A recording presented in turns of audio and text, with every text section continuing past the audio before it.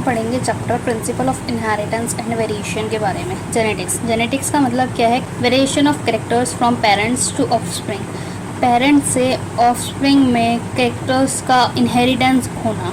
ठीक है, इनहेरिटेंस मतलब क्या है? Process by which characters pass from, वो प्रोसेस जिससे कोई कैरेक्टर पेरेंट्स से प्रोजेनी में जा रहा है उसको हम इनहेरिटेंस कहते हैं। ये बेसिस ऑफ हेरिडिटी है। वेरिएशन क्या है? Degree by which progeny differs from parent, मतलब बच्चा अपने पेरेंट्स से कितना अलग है, वो है हमारा वेरिएशन। अब आते हैं Mendel's law of inheritance.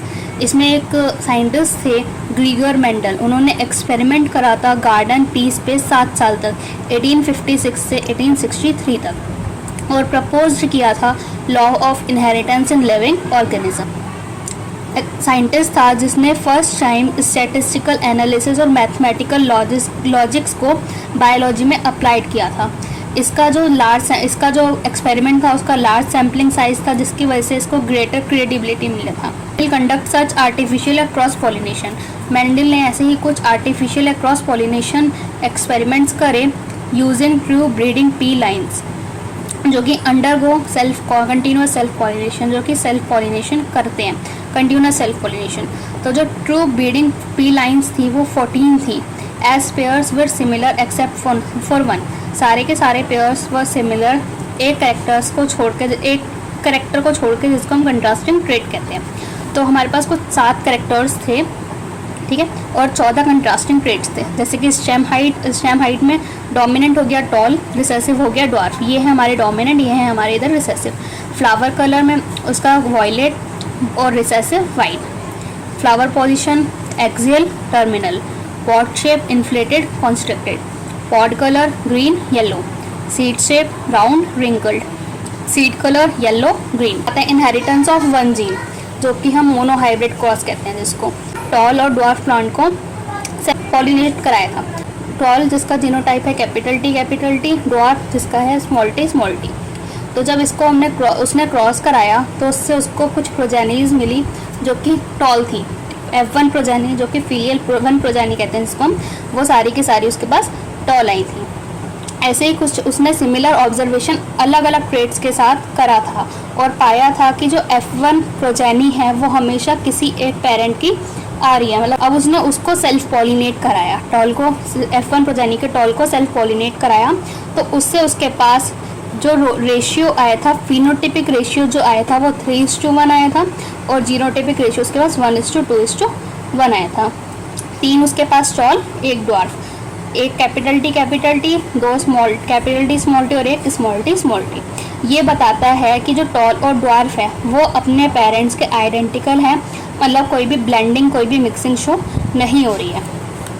Factors जिसको आज के टाइम पे हम जीन भी कहते हैं, ये क्या है? Something being stably pass down unchanged from parents to offspring. ऐसी एक चीज़ थी जो कि पेरेंट्स से ऑफस्प्रिंग में पास हो रही थी, जो कि चेंज नहीं हो रही थी गैमेट के थ्रू। जीन्स देयरफॉर, इसीलिए जीन्स को हम यूनिट ऑफ इनहेरिटेंस कहते हैं, जो कि कोड करती है पेयर ऑफ कंट्रास्टिंग ट्रेट्स के लिए। एलील्स क्या होते हैं? ये slightly differ form of same gene, same gene की अलग अलग फॉर्म को हम एलील कहते हैं। जैसे capital T for tall, small T for dwarf, capital T small T are allele of each other. ऐसे ही जो F1 है उसमें कैपिटल टी और small T exact like that of capital T and capital T in appearance. जो F1 में हमारे पास कैपिटल टी स्मॉल टी आया था वो एग्जैक्टली कैपिटल टी की जगह जैसा दिखता था। तो इसीलिए ही प्रपोज आप in a pair of dissimilar factors, तो इसीलिए उसने प्रपोज किया एक डिसिमिलर पेयर ऑफ फैक्टर में एक चीज़ डोमिनेट करती है और दूसरी रिसेसिव होती है, जैसे कि capital T dominate over small T. तो हम अलील्स को पहचानने के लिए कैपिटल टी और स्मॉल टी लिखते हैं, ना कि कैपिटल टी और स्मॉल डी, क्योंकि हमें उससे पता नहीं लगेगा कि ये 2 अलील जो हैं वो एक ही जीन के हैं और या फिर नहीं। और जैसे कि होमोजाइगस, होमो मतलब सेम, जाइगस मतलब जायगोट, तो जो सेम अलील होंगी जैसे कैपिटल टी स्मॉल टी, ये होमोजाइगस हुआ, और जो डिफरेंट अलील होंगी कैपिटल टी स्मॉल टी हमारा हेट्रोजाइगस हुआ। From observation that recessive parent trait is expressed without any blending. तो उसने क्या ऑब्जर्व किया था? फ्रॉम ऑब्जर्वेशन जो रिसेसिव पेरेंटल ट्रेट था वो एक्सप्रेस कर रहा था बिना कोई मिक्सिंग के F2 में। तो उससे हम ये कह सकते हैं कि when tall and dwarf plant produce gamete bye meiosis, alleles of the parental pair segregate from each other. तो जब टॉल और ड्वार्फ प्लांट हमारा गैमेट प्रोड्यूस कर रहा था मियोसिस के जरिए, तो जो पेरेंटल एलील थे वो एक दूसरे से सेपरेट हो जा रहे थे और उनमें से एक एलील ट्रांसमिट हो जा रहा था गैमेट में। तो सेग्रीगेशन ऑफ एलील जो कि एक रैंडम प्रोसेस है, तो हम ये कह सकते हैं कि जो कैपिटल टी है उससे पोलन और स्मॉल टी है उससे एग, तो वो यूनाइट करके कैपिटल टी स्मॉल टी जो कि हेट्रोजाइगस है जाइगोट बना रहे हैं। स्क्वायर, पनेट स्क्वायर ही हमें बताता है कि tell formation of zygote, zygote के फॉर्मेशन को बताता है। ये हमें एक British genetics Reginald C Punnett ने दिया था। ये ग्राफिकल रिप्रेजेंटेशन है to calculate possibility of all possible phenotype of offspring in genetic cross.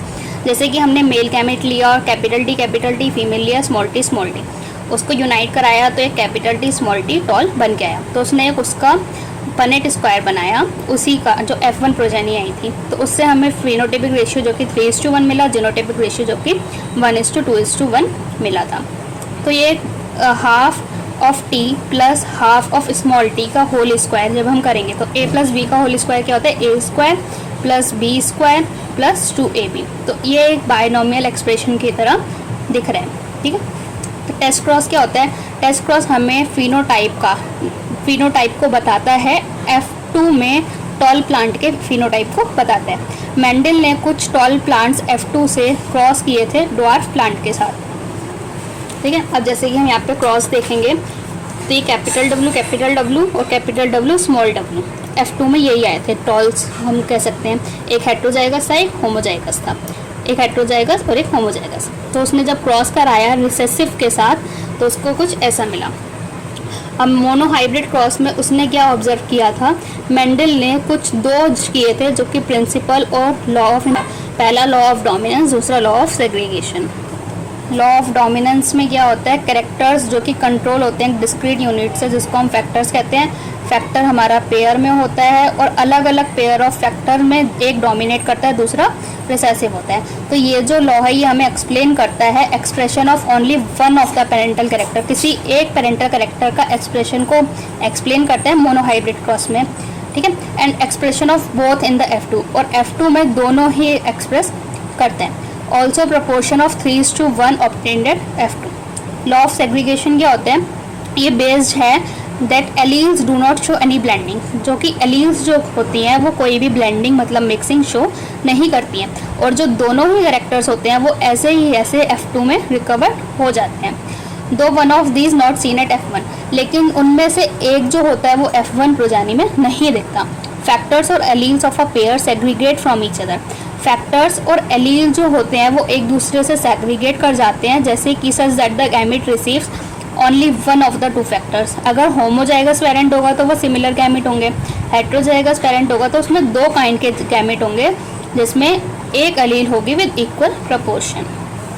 अब आता है इनकम्प्लीट डोमिनेंस। इनकम्प्लीट डोमिनेंस मतलब क्या है, when experiment on peas were repeated using other traits, जब अलग अलग ट्रेट्स को यूज़ करके एक्सपेरिमेंट करा गया था तो ये पाया गया था कि जो F1 है उसका जो फिनोटाइप है वो कोई सभी दोनों पेरेंट्स में से कुछ भी रिसेंबल नहीं कर रहा, बल्कि उन दोनों की मिक्सिंग है। इनकम्प्लीट मतलब कंप्लीट नहीं है, उन दोनों के बीच में से कुछ आ रहा है। जैसे कि एग्जांपल है स्नैपड्रैगन या फिर एंटीहीरियम स्नैपड्रैगन, जिसको हम डॉग फ्लावर भी कहते हैं। अब जैसे उसने रेड और वाइट दो फ्लावर्स लिए, एक रेड कलर एक white colour, red colour capital R, white colour small R.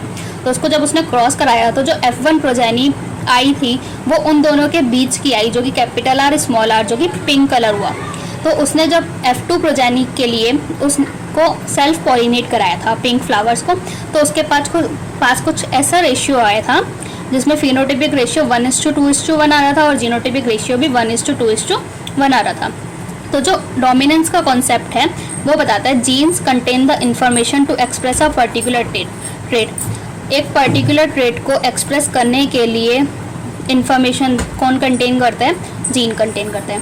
तो ऐसे ही अगर हम देखें एक डिप्लॉयड ऑर्गेनिज्म में उसके 2 कॉपीज ऑफ ईच जीन, हर एक जीन की 2 कॉपीज, जैसे कि हम कह सकते हैं एलील पेयर, ठीक है। तो ये जो 2 एलील हैं ये हमेशा आइडेंटिकल नहीं होती एज इन अ हेट्रोजाइगस। जैसे कि हेट्रोजाइगस में वन ऑफ दैम में be different due to some changes, किसी चेंजेस की वजह से उनमें से दोनों में से एक चीज़ अलग होती है, that it has undergone which modifies information that particular allele contain। जैसे कि हम एग्जांपल देखें, a gene that contains the information producing an enzyme. एक जीन है जो कि इंफॉर्मेशन रख रही है अपने पास एक एंजाइम को बनाने के लिए, तो उसके हमारे पास उसकी 2 कॉपीज़ हैं, उस जीन की 2 कॉपीज़ हैं, मतलब 2 एलीलिक फॉर्म्स हैं। तो जो नॉर्मल एलील होगी जो कि need for transformation of substrate S, theoretically जो मॉडिफाइड एलील होगी वो हमारी रिस्पॉन्सिबल होगी नॉर्मल या फिर लेस एफिशिएंट एंजाइम के लिए, नॉन फंक्शनल एंजाइम के लिए, या फिर कोई भी एंजाइम ना बनाने के लिए। तो फर्स्ट केस अगर हम देखें, मॉडिफाइड एलील्स जो कि इक्विवेलेंट है अनमॉडिफाइड एलील के, that is produce same phenotype, मतलब एक ही तरीके का फिनोटाइप या फिर ट्रेट प्रोड्यूस कर रहा है, जिसकी वजह से क्या result in transformation of substrate, जिसकी वजह से सबस्ट्रेट का ट्रांसफॉर्मेशन हो रहा है। तो ये जो कुछ इक्विवेलेंट एलील है ये कॉमन होती है अगर एलील नॉन फंक्शनल एंजाइम या फिर नो एंजाइम प्रोड्यूस करे तो, जिससे कि फिनोटाइप अफेक्टेड होता है। अब ये फिनोटाइप या फिर ट्रेट जो कि डिपेंड होता है अनमॉडिफाइड एलील की फंक्शनिंग पे, जो कि रिप्रेजेंट कर रहा है एक ओरिजिनल फिनोटाइप को। Unmodified allele represent original phenotype, अब जो कि डोमिनेंट होता है, और जो मॉडिफाइड एलील है जो कि रिसेसिव होते हैं। तो हैंस जो रिसेसिव ट्रेट है seen due to non functional enzyme, तो जो रिसेसिव ट्रेट है वो हमारा नॉन फंक्शनल एंजाइम या फिर कोई भी एंजाइम ना प्रोड्यूस होना उसकी वजह से दिखता है। डोमिनेंस को मतलब को डोमिनेंस, इसमें क्या है, F1 जनरेशन जो है वो रिजेंबल कर रही है दोनों पेरेंट्स को।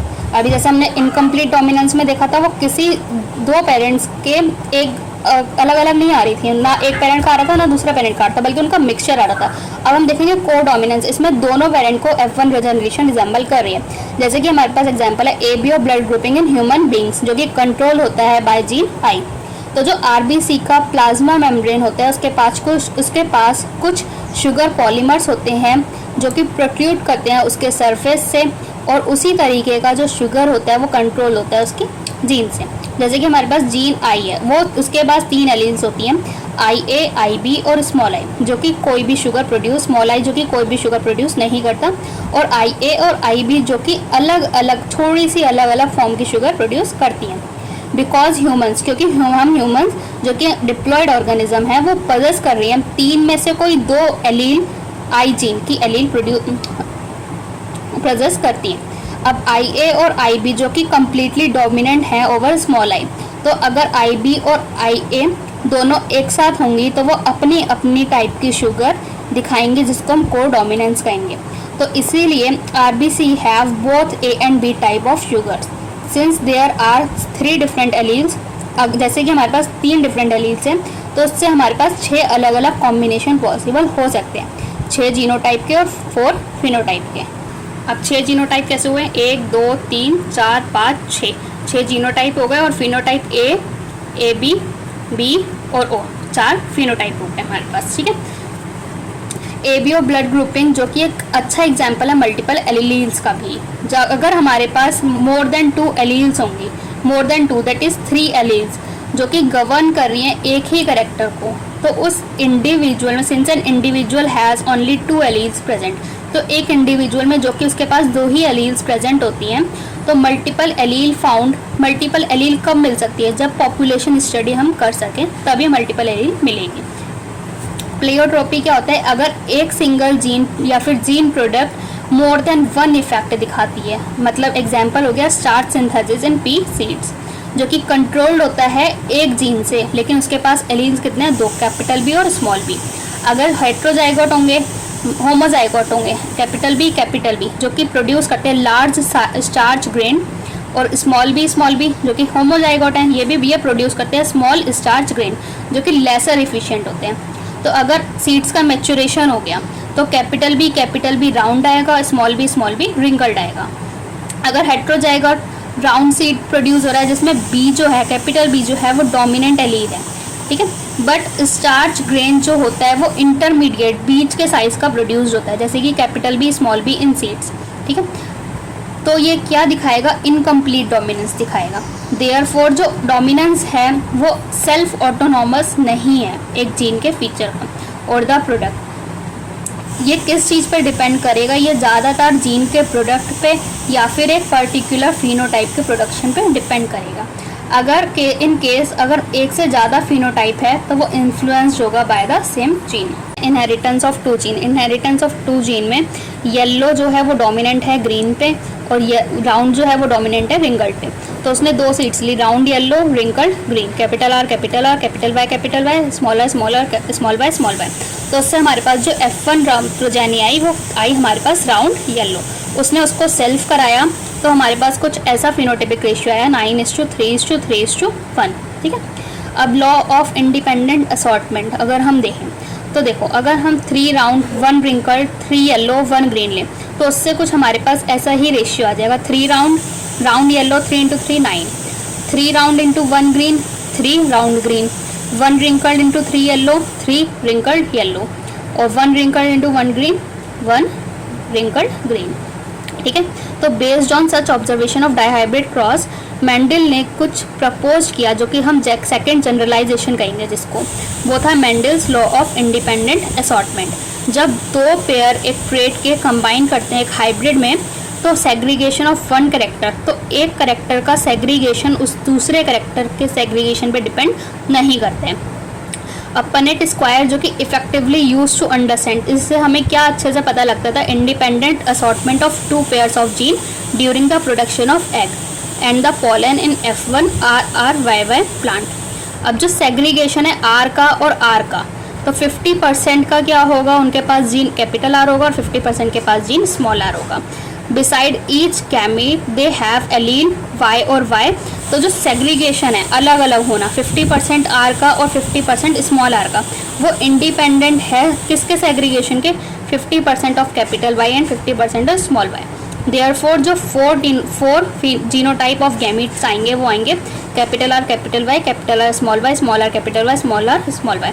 तो 1/4 ऑफ टोटल गैमीट प्रोड्यूस, तो इसका फिनोटाइपिक रेशियो आएगा 9:3:3:1। क्रोमोसोमल थ्योरी ऑफ इनहेरिटेंस, इसमें क्या था, मेंडल ने 1865 में अपना वर्क पब्लिश किया था जो कि अनरिकॉग्नाइज था 1900 तक। 1865 में पब्लिश किया था लेकिन वो 1900 तक अनरिकॉग्नाइज क्यों था, क्योंकि जो उस टाइम पे कम्युनिकेशन था वो इजी नहीं था जैसे कि आज के टाइम पे है। Concept of genes as stables as discrete unit that controls the expression of trait and the pair of alleles do not blend was not accepted as continuous variations in nature। तो gene का जो concept था वो controlled करता था traits के expression को, allele pair को, जो कि ब्लैंड नहीं हो रहे थे, डू नॉट ब्लैंड मतलब मिक्स नहीं थे, जो कि was not accepted as continuous variation, एक कंटिन्यूस वेरिएशन का को एक्सेप्ट नहीं कर रहा था जो कि हमारे नेचर में देखा जा रहा था। और जो उसने बायोलॉजी में मैथमेटिक्स का अप्रोच यूज़ करा था वो काफ़ी न्यू था और कई बायोलॉजिस्ट को, उस टाइम के बायोलॉजिस्ट को अनएक्सेप्टेबल था। फाइनली उस आगे क्या हुआ, जो मेंडल का वर्क था उसने क्या सजेस्ट किया था, जो फैक्टर्स मतलब जो कि जीन्स थे वो डिस्क्रीट यूनिट थे। He could not provide any physical proof for existence of factors के एग्जिस्टेंस के लिए उसने कोई फिजिकल प्रूफ नहीं दिया था और वो काय चीज़ के किसी चीज़ के बने हुए हैं वो नहीं बता पाया था। 1900 में 3 साइंटिस्ट आए थे, डीवरीज, कॉरेंस और वॉन टेशमार्क। उन्होंने अलग अलग रीडिस्कवर करा था मेंडल्स के वर्क को, ठीक है, किस पे, इनहेरिटेंस ऑफ कैरेक्टर। ऑल्सो उसी टाइम पे माइक्रोस्कोपी में एडवांसमेंट हुआ था। तो साइंटिस्ट जो थे उनको काफ़ी क्लियरली सेल डिवीजन ऑब्जर्व हो गया था जो कि लीड कर रहा था discovery of structure in nucleus, जो कि that appears to be double, जो कि न्यूक्लियस का जो स्ट्रक्चर था जो कि क्या दिख रहा था, डबल मेम्ब्रेन दिख रहा था और जो just before cell division divide कर जा रहा था, सेल डिवीजन के जस्ट पहले डिवाइड कर रहा था, जिसको हम क्या कहेंगे, क्रोमोसोम्स। क्रोमोसोम्स वो कलर्ड बॉडीज़ हैं जो कि स्ट्रेन करने के बाद ही विजुअलाइज होती हैं। अब 1902 में जो क्रोमोसोम मूवमेंट था during meiosis has been worked out. Meiosis के दौरान क्रोमोसोम का मूवमेंट देखा गया था। अब जो सटन एंड बोवरी थे, Walter Sutton and Theodor Boveri, उन्होंने क्रोमोसोम के बिहेवियर को नोट करा था जो कि पैरेलल था जीन के बिहेवियर के, and use chromosome movement to explain Mendel's law, और उन्होंने मूवमेंट ऑफ क्रोमोसोम को यूज़ करके, क्रोमोसोम के मूवमेंट को यूज़ करके मैंडल्स के लॉ को एक्सप्लेन किया था।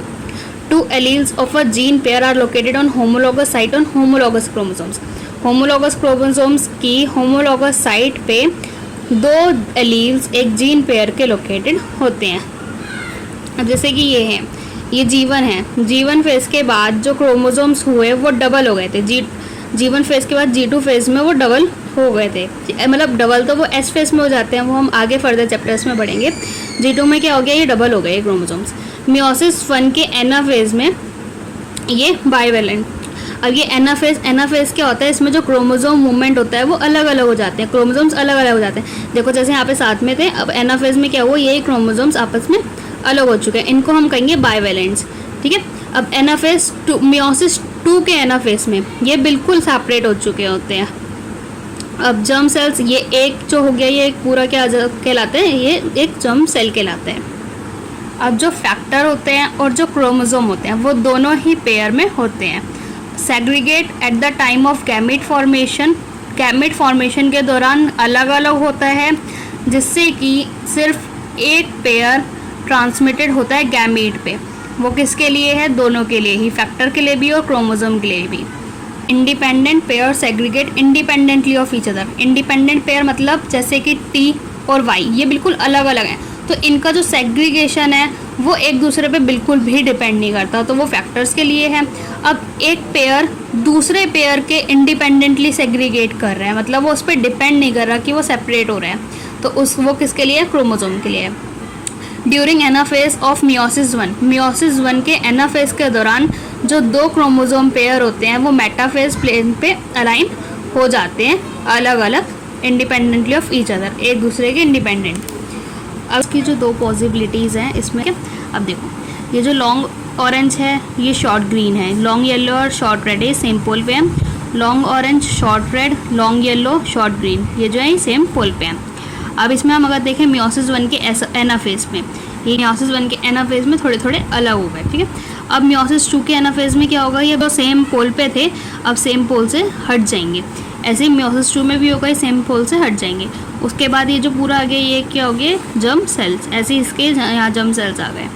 क्या है, किस चीज़ का डायग्राम है, एक independent assortment of chromosomes, chromosomes का इंडिपेंडेंट असॉर्टमेंट।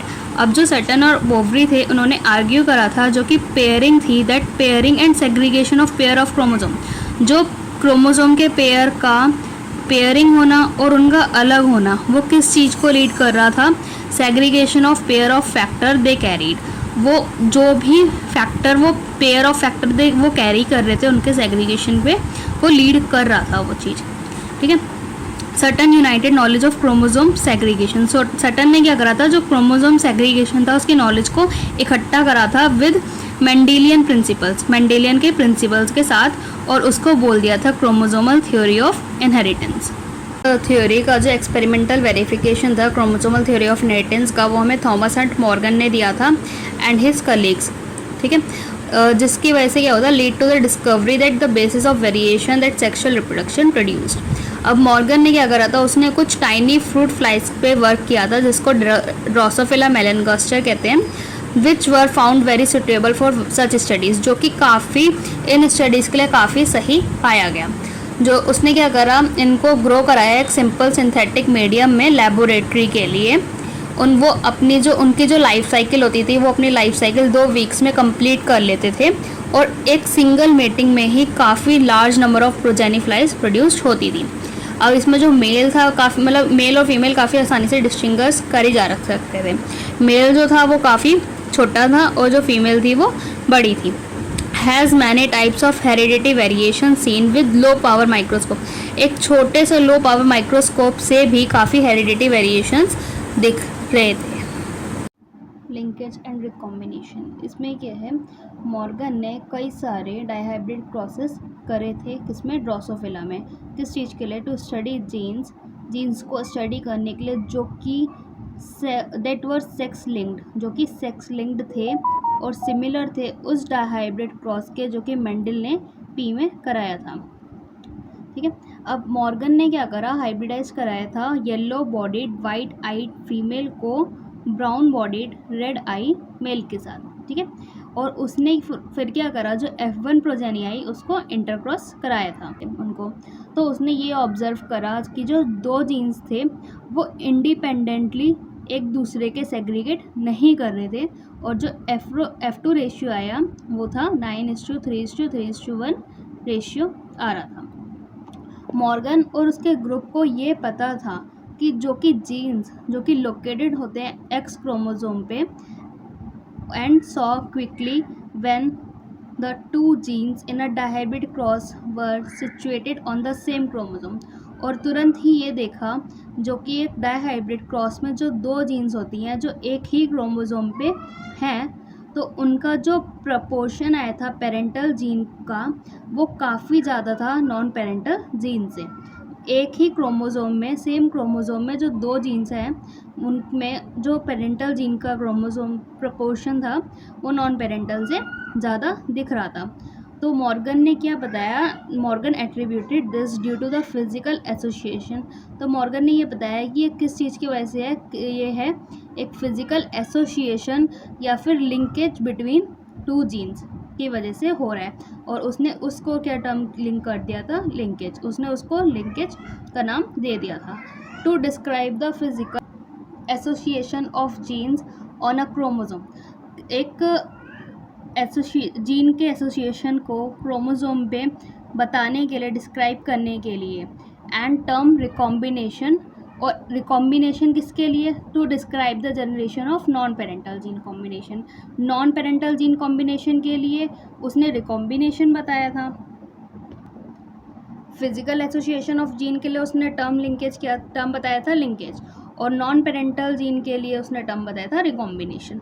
तो ये पाया गया था कि डिस्टेंस जो है वो रिकॉम्बिनेशन के डायरेक्ट रिलेशन में है। मतलब डिस्टेंस ज़्यादा तो रिकॉम्बिनेशन ज़्यादा, डिस्टेंस कम तो रिकॉम्बिनेशन कम।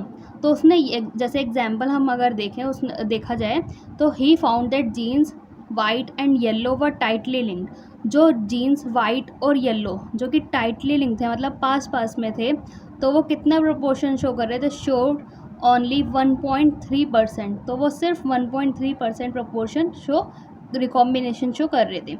जबकि जो वाइट और मिनिएचर विंग था वो हमें 37.2 प्रोपोर्शन शो रिकॉम्बिनेशन शो कर रहा था, ठीक है। तो उसका ही एक स्टूडेंट था एल्फर्ड स्टूटिवेंट, उसने क्या करा, उसने used frequency of recombination between gene pair के बीच में रिकॉम्बिनेशन फ्रीक्वेंसी को यूज़ करा एक सेम क्रोमोसोम में, और मेज़र करा उसके डिस्टेंस, उसके जीन्स के बीच के डिस्टेंस मेज़र करी और उसको मैप्ड कर दिया क्रोमोसोम में, उनके पोजीशंस मैप्ड कर दिए क्रोमोसोम में। जैसे कि हम यहाँ से देख सकते हैं, जैसे यहाँ पे डिस्टेंस कम है तो रिकॉम्बिनेशन सेम क्रोमोसोम पे है, ठीक है। तो पेरेंटल रिकॉम्बिनेशन रिकॉम्बिनेंट टाइप से ज़्यादा आ रही है, ठीक है। जैसे यहाँ पे सेम में है, जैसे ये सेम क्रोमोसोम में है, तो यहाँ पे पेरेंटल कॉम्बिनेशन रिकॉम्बिनेशन टाइप से ज़्यादा आ रही है, ठीक है। अब ये जो प्लस से शो कर रखे हैं, जैसे ये W+, यहाँ W+, ये जो सब शो कर रखे हैं, ये क्या है, हमारे डोमिनेंट है। ये क्या शो करता है, the strength of linkage between Y and W is higher than Y, W and M।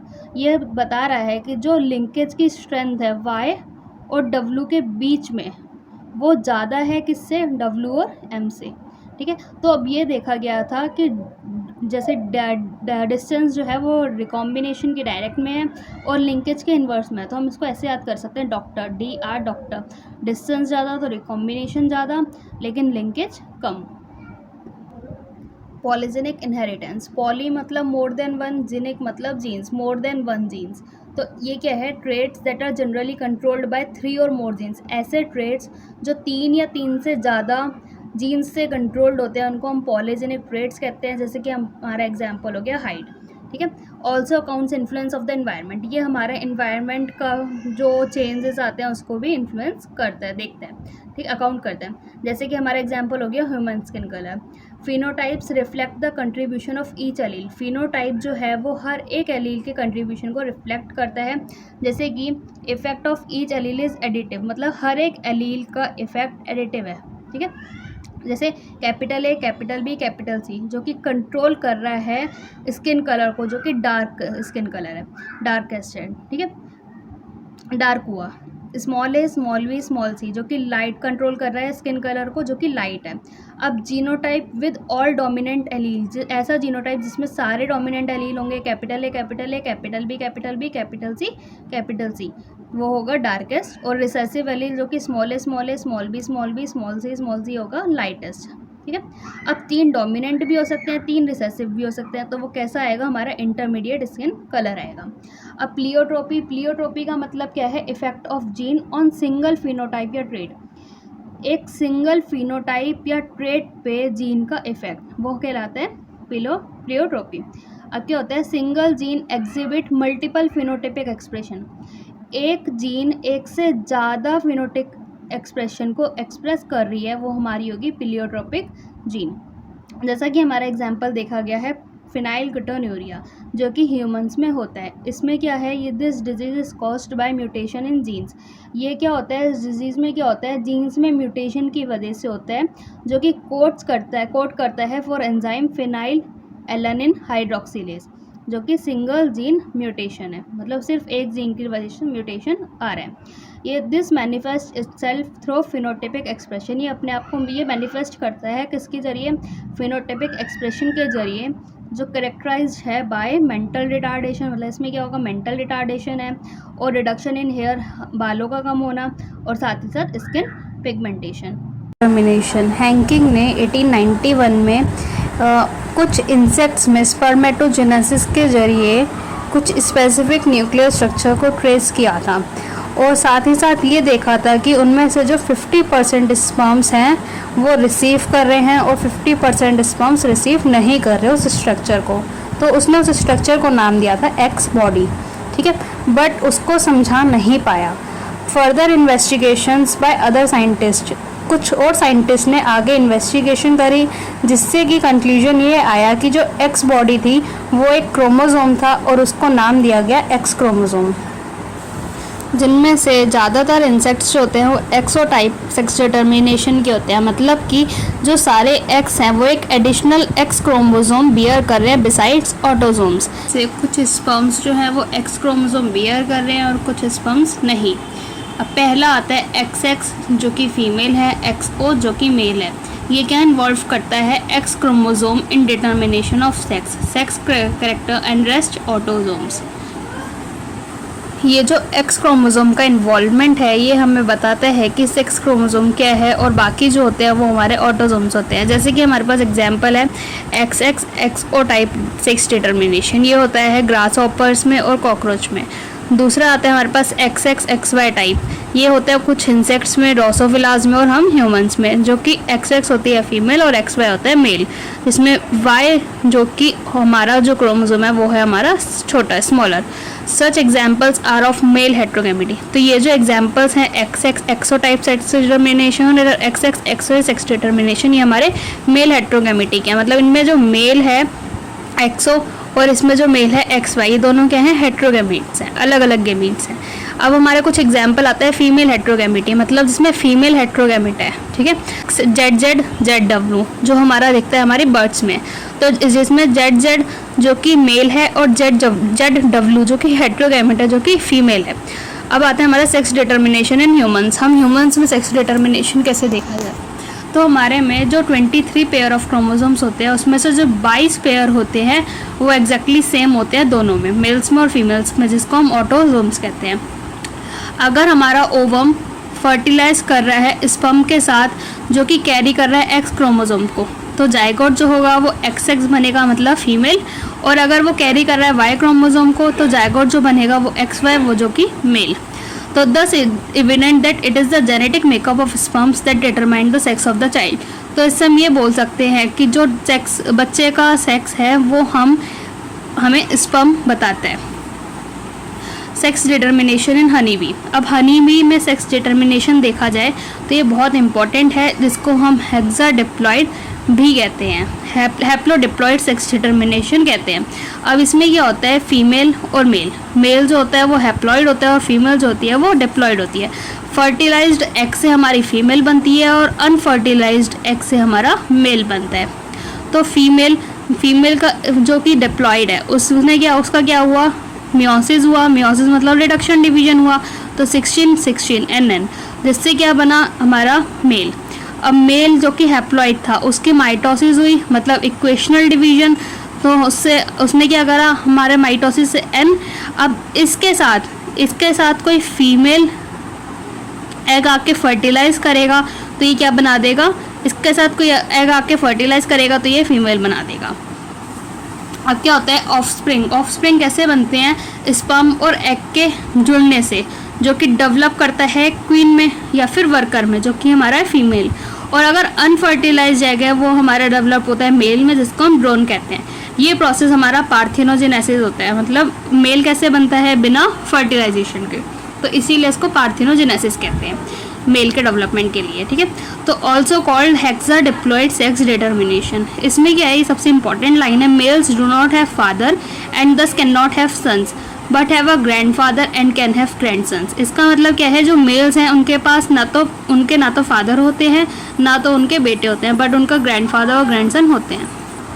अब इसका मतलब ये है, देखो जैसे ये जो मेल है, अब ये मेल किससे बना है, मेल किससे बनता है, अनफर्टिलाइज्ड एग से मेल बनता है, तो मतलब फीमेल गैमेट से बन रहा है, उसमें मेल गैमेट तो है ही नहीं, तो इसीलिए कहते हैं कि मेल के पास क्या नहीं है, males do not have father, और इसके पास बेटा भी नहीं होता। अब इसका मतलब क्या है, इससे क्या हो रहा है, इसके साथ एक एग आके फर्टिलाइज कर रहा है तो उससे फीमेल बन रही है, और फर्टिलाइज एग आ रहा है तो फर्टिलाइजेशन हो रही है, फर्टिलाइज एग से क्या बनता है, एक फीमेल बनता है, तो यहाँ पे फीमेल बन रही है, मेल तो बन ही नहीं रहा। तो इसीलिए males do not have father and can not have sons but have grandfather and have grandsons. इसका मतलब क्या हुआ, अब देखो जैसे ये फीमेल है, मतलब ये मेल है, अगर मेल क्या हो रहा है, ये जो मेल है ये बन किससे रहा है, उस फर्टिलाइज फीमेल एग से ही तो बन रहा है, तो मतलब इसके जो पापा होंगे तो वो इस मेल के क्या होंगे, ग्रैंडफादर, और इसीलिए ऐसे ही क्या होगा, मेल का जो माइटोसिस होता है उससे फीमेल बनती है, तो उस फीमेल की फिर से मियोसिस करके मेल बन रहा है, मतलब उसके पास क्या पोता भी है, तो इसीलिए कैन हैव ग्रैंडसन्स। अब आता है म्यूटेशन क्या होता है, डीएनए के सीक्वेंस में अल्ट्रेशन आना, मतलब चेंज आना।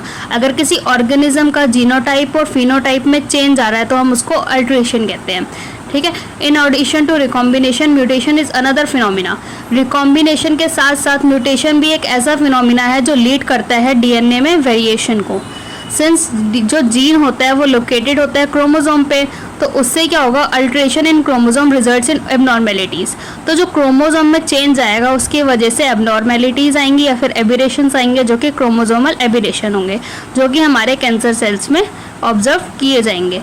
Mutation also arise due to change in single base pair of DNA. DNA में अगर सिंगल बेस पेयर में म्यूटेशन आ रहा है तो वो हमारा कहलाएगा पॉइंट म्यूटेशन। जैसे कि एग्जांपल हो गया sickle cell anaemia, deletion and insertion of base pair of DNA. DNA के बेस पेयर आना या फिर उसका बेस पेयर का हटना, उसकी वजह से क्या होता है, एक फ्रेम शिफ्ट म्यूटेशन होता है। अब कई सारे केमिकल और फिजिकल फैक्टर्स हैं जो इंड्यूस कराते हैं म्यूटेशन को, जिसको हम कहते हैं म्यूटाजेंस। अब ये म्यूटाजेंस क्या है, वो यूवी रेडिएशंस जो एक ऑर्गेनिज्म में म्यूटेशन कॉज कर रही है।